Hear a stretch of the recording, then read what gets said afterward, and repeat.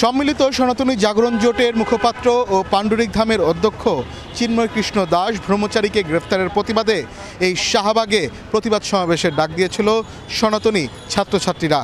তবে বিকেল 4টা নাগাদ আমরা এখানে দেখেছি যে শিক্ষার্থীদের পক্ষ থেকে অল্প কিছু শিক্ষার্থী এখানে এসেছিলেন, তারা জড়ো হওয়ার চেষ্টা করেছিলেন, পরবর্তী তারা এখান থেকে সরে যান।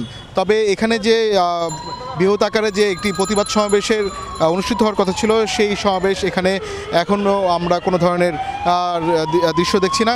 কেননা এখানে আমরা দেখছি যে আইনশৃঙ্খলা বাহিনীর যে একাধিক যে ইউনিট রয়েছে তারা এখানে উপস্থিত রয়েছেন এবং কোনো ধরনের অনাকাঙ্ক্ষিত পরিস্থিতি মোকাবেলার জন্য তারা এখানে সতর্ক অবস্থানে রয়েছেন। এবং যে সনাতনী যে ছাত্রছাত্রীরা তারা যেই প্রতিবাদ সমাবেশের ডাক দিয়েছিলেন, সেই সমাবেশে যাতে কোনো ধরনের অনাকাঙ্ক্ষিত পরিস্থিতি সৃষ্টি না হয়, সেজন্য আমরা এখানে দেখতে পাচ্ছি যে আইনশৃঙ্খলা বাহিনীর একাধিক ইউনিট এখানে কাজ করছেন।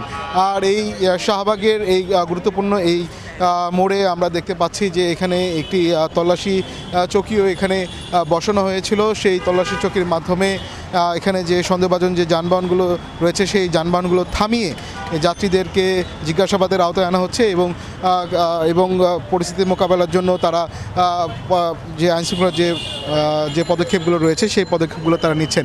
আর এখানে যে পুরো এলাকায় এখন বলা চলে নিচ্ছিদ্র নিরাপত্তা ব্যবস্থা এখানে জোরদার রয়েছে এবং কোনো ধরনের যাতে অনাকাঙ্ক্ষিত পরিস্থিতি সৃষ্টি না হয় এজন্য শুধু এই শাহবাগ নয়, পুরো ঢাকায় এখন 4 প্লাটুন বিজিবি কাজ করছেন এবং যে কোনো ধরনের পরিস্থিতি মোকাবেলার জন্য তারা সতর্ক অবস্থানে রয়েছেন।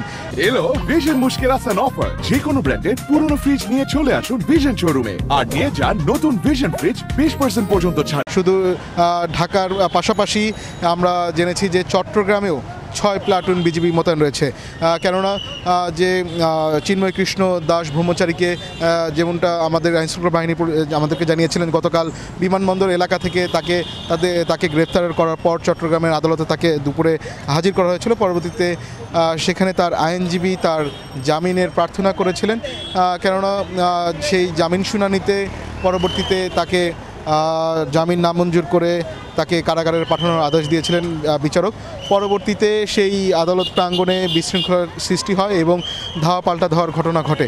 পরবর্তীতে ঢাকা এবং চট্টগ্রামে মোট 10 প্লাটুন বিজিবি মোতায়েন করা হয়েছে এবং যে কোনো পরিস্থিতি মোকাবেলার জন্য তারা সতর্ক অবস্থানে রয়েছেন। আর এই শাহবাগে যেহেতু সনাতনী ছাত্রছাত্রীদের পক্ষ থেকে একটি প্রতিবাদ সমাবেশের ডাক দেওয়া হয়েছিল, সেই পরিপ্রেক্ষিতে এখানে আমরা দেখতে পাচ্ছি যে অতিরিক্ত পুলিশ এখানে মোতায়েন রয়েছে এবং পুরো এলাকায় এখন পর্যন্ত যেই কোনো ধরনের অনাকাঙ্ক্ষিত পরিস্থিতি সৃষ্টি হয়নি এবং খুব নিরাপত্তায় বেষ্টনীর মধ্যে এই পুরো এলাকায় আমরা দেখতে পাচ্ছি। এবং শুধু এই শাহবাগের পাশে যে পিজি হাসপাতাল রয়েছে সেই হাসপাতালে বিজিবির আমরা দেখেছি যে একাধিক প্লাটুন সেখানে মোতায়েন রয়েছে এবং তারা সার্বক্ষণিক সতর্ক অবস্থানে রয়েছেন। যে কোনো ধরনের পরিস্থিতি মোকাবেলার জন্য তারা সেখানে তাৎক্ষণিক ব্যবস্থা নেওয়ার জন্য তারা সেখানে অবস্থান নিয়েছেন এমনটা আমরা দেখেছি।